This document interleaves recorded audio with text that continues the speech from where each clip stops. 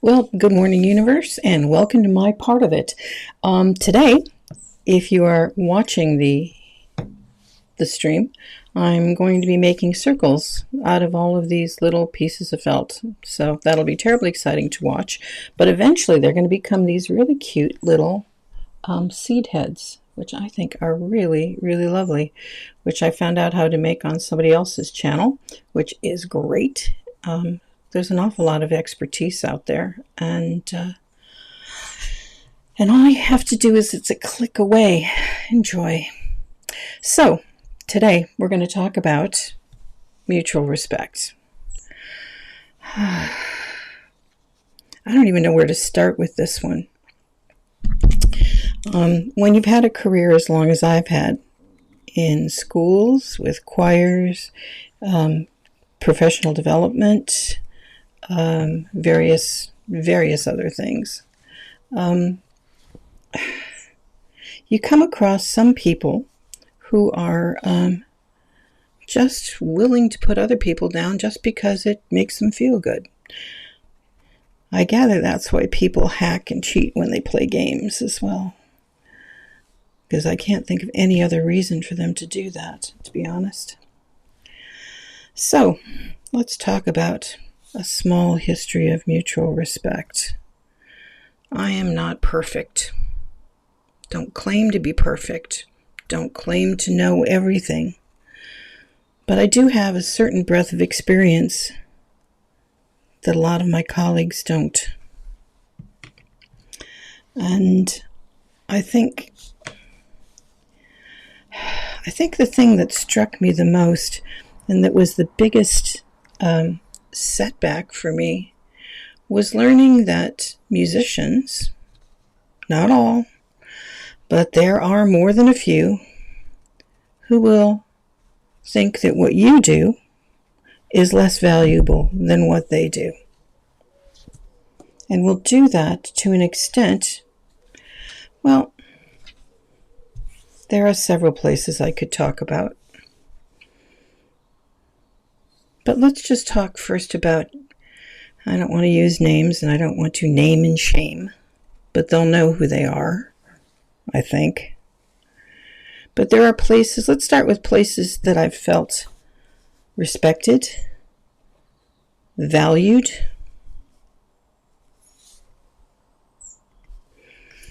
and there have been a few of those. In schools, it's one of those things when you are starting out, is that if you happen to come across a head teacher or a principal or whoever is in charge of your school, because that will vary from state to state, private, independent schools, public schools, British schools, whatever. It all changes as to who's in charge. Is that I've found that in my long time being in classrooms and in schools, there were very, very few head teachers who understood and valued the work that I did, because they didn't understand it or they thought it was a frill. Well, much like podcasting, I think, is that some people seem to think that it's just, well, we're just going to have a bit of fun. And basically, I suppose I'm not in that category, but I am certainly still learning a lot. So, going back to schools first, head teachers, yikes. I had maybe 3 head teachers. Now let me make that 4. 4 head teachers or principals who valued my work and actually understood what I was doing. That's not very many in a career that goes from 1975 to the present. The festivals that I did, that I loved doing, there were some principals who were terrific and just really, really valued the work that you were doing with their kids. Some schools, some teachers, some colleagues thought that you were simply a waste of their time and that they should be doing something else that was of more value than what you were providing.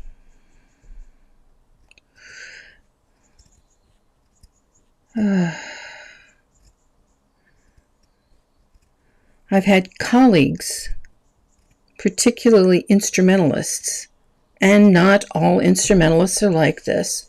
I had actually a colleague tell my husband that singing would always be second choice. Singing would always be second choice. I thought he knew better. See, I grew up being a singer and an instrumentalist. My university degree was one of the very first programs in the United States that offered you the opportunity to work with both bands and choirs and general music as part of your music curriculum. I think that's done much more widely now. I've had church choirs. I've played organ very badly, but I've done it.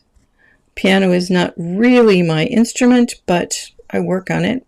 I was a flute player, was my main instrument, but I also had flute, piano, voice, guitar, recorders, introduction to strings, organ. I had one term of one semester of organ at university because I just wanted to know my way around. My university was well known for its organ training and had wonderful practice organs and had lovely and wonderful people who played. But I really wanted to have the information so that should I find myself in a place where I actually had to play the hymns for a church or occasionally, or do something that would require me to use an organ, that I'd actually know my way around. And I was terrible. Now my hands-eye coordination is actually pretty good. Obviously I crochet, I knit, I embroider, I sew, I do all of that stuff. I had basic percussion so that I can do a basic drum kit pattern if I have to. So my hands and feet can work independently of each other fairly successfully. But organ was a little bit different, and I just couldn't it was more, I think, getting my head around it than anything else. But I tried, and I worked at it. I was still terrible, but at least I knew my way around the organ. I knew how the pedals worked. I knew how to combine sounds a bit. I knew how to think about hymns in a way I hadn't thought about them before. I thought about improvisation in a more open way, and that it wasn't just something that I might do or I might not do. It was something that just, how would I change the sound? How would I embellish this? How could I make this better? How could I make it more interesting? It was great.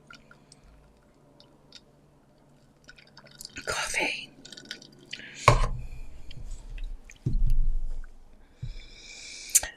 And when I went to university, I went as a flute player. The flute was my main instrument. But I knew that voice was going to be my first love. There's just no question about that in my mind. And I was one of those kids who took out records from the library, and particularly shows and show tunes. And I used to memorize musicals. That was kind of my main thing, is I would memorize shows. And I did and at the time that I was growing up, it was all of the standards, the Rodgers and Hammerstein, Lerner Lowe, all the stuff, that kind of thing, West Side Story, I'd even take out weird little things like, do I hear a waltz? And just because they were just fun, and would sing along. I used to sing in my bedroom a lot.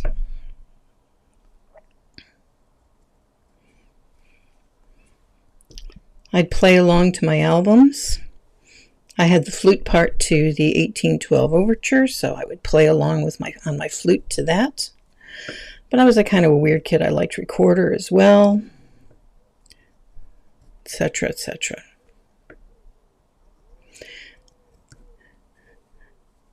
And I was a music educator. I still think I'm a music educator. And there are certain... there's really no getting around it. There was a place I worked for a very, very long time and had started to develop a choral program there.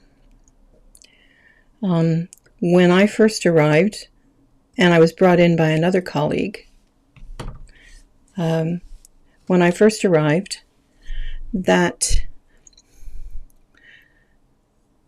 students were, it was a Saturday music school, and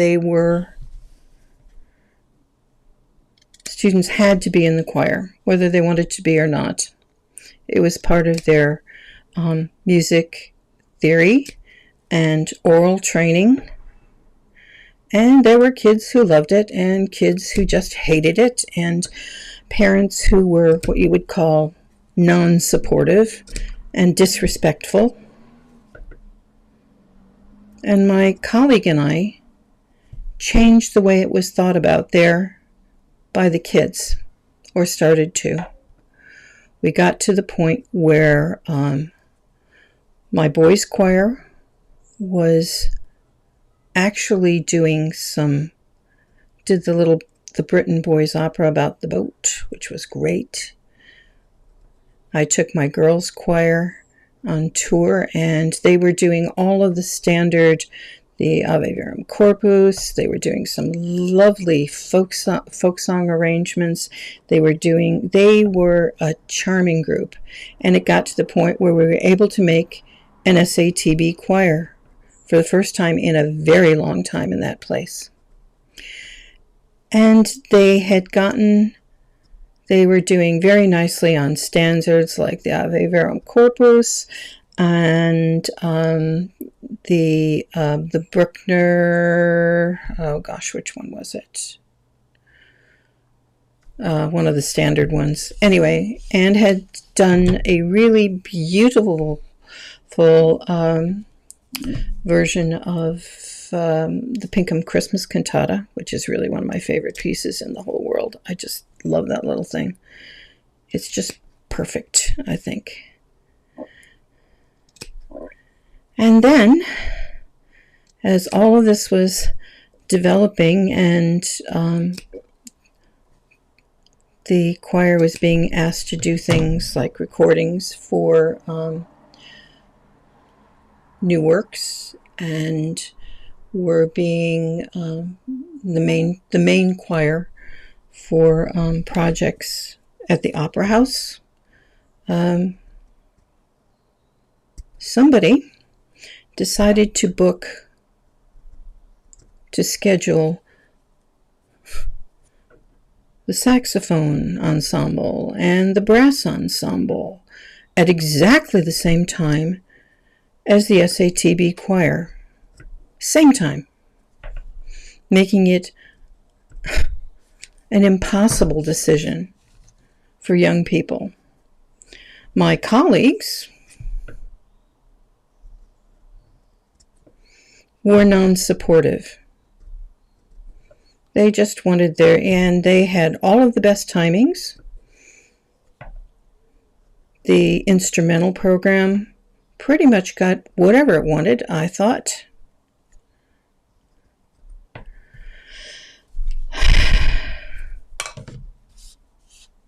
And it even got to the point where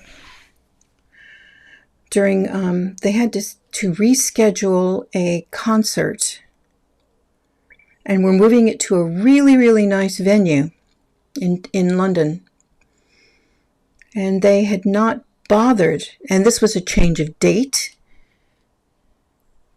It was an extended part of the year, and that would all have been fine, except they had not bothered to ask or to inform the choral department. Choral department. There was never anybody who was in charge of choral. That they were considering doing this until it was a done deal.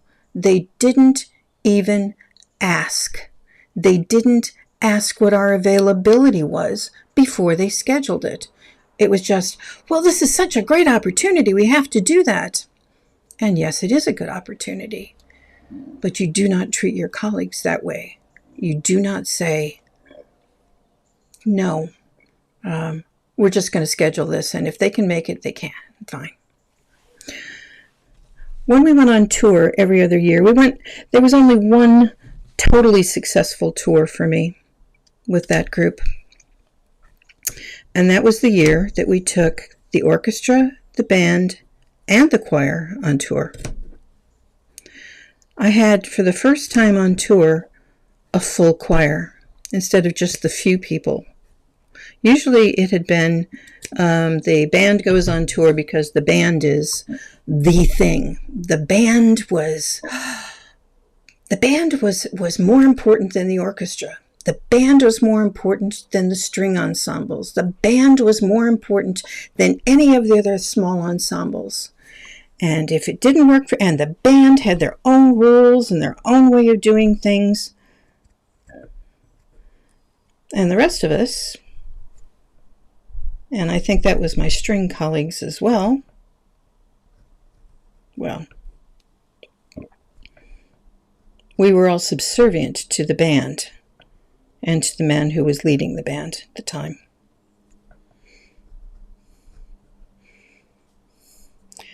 But that one tour where we had everyone, we were really able to make music.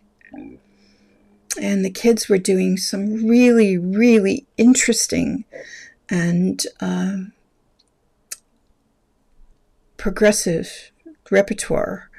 We were doing the Laita cantivos and a really wonderful salmo, and just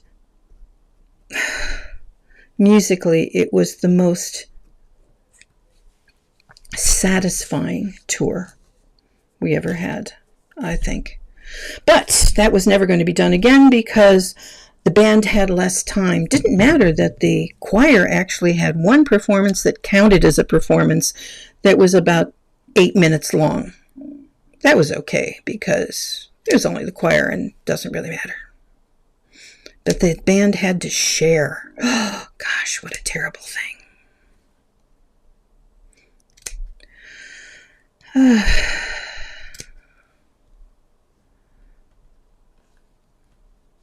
It's really hard that when you do good work, that people just throw you aside. I stayed with that group a lot longer than I ever should have. I think I'm fairly amenable to work with. I'm sure there'll be people going, really? She's easy to work with? Not easy, just amenable. And when I ask for things, it is never for my own personal aggrandizement. I don't give a shit about that. I've had enough accolades, I suppose, in the time that I had. And then we had colleagues, choral colleagues.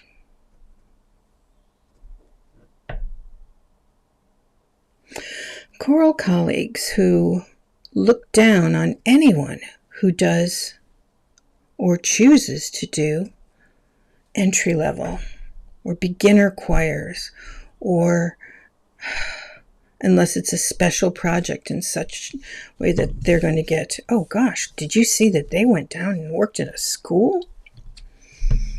I like working with kids. I like teaching kids to sing. I like getting kids to feel that first moment of magic that they will hold with them forever. There are several places in my heart and things that people did and concerts that I did that created little magic moments for everyone. And I know that those kids will remember that forever. And they'll think about that. Yes, I shamelessly programmed at least one weepy every time. Something that was so emotionally drawn. And I did it on purpose, too.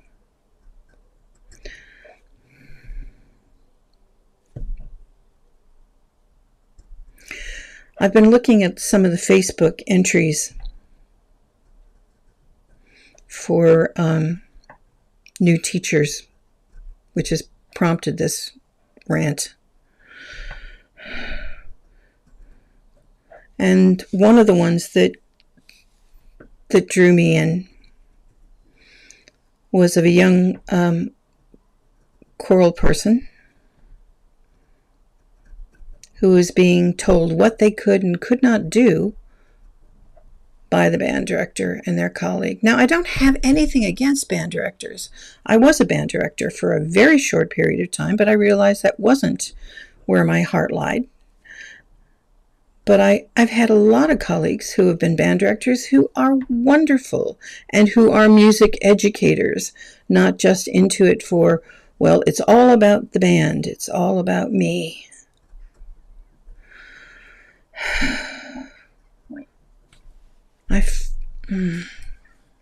It's like colleagues taking professional pictures which have been airbrushed or whatever, or I have my music, I have my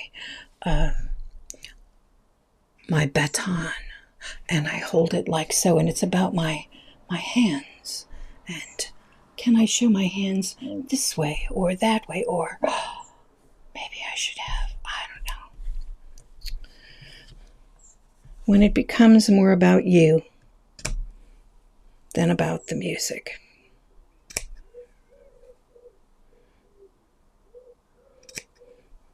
There was only one place that I worked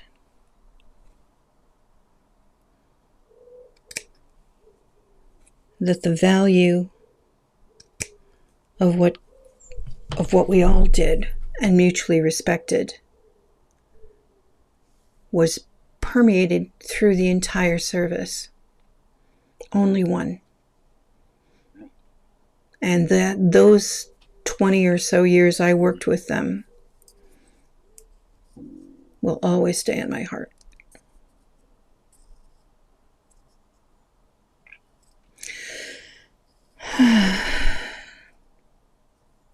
I suppose the end of this rant is just this.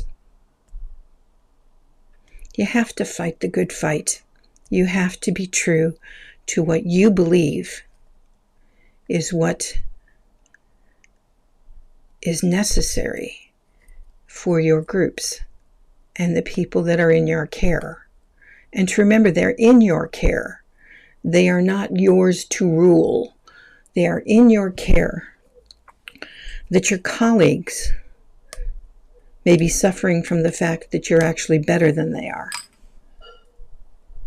That your colleagues may consider what you do to be lesser because you work with younger or developing. But just remember, without people like you who are working at younger or less able initially, or less not on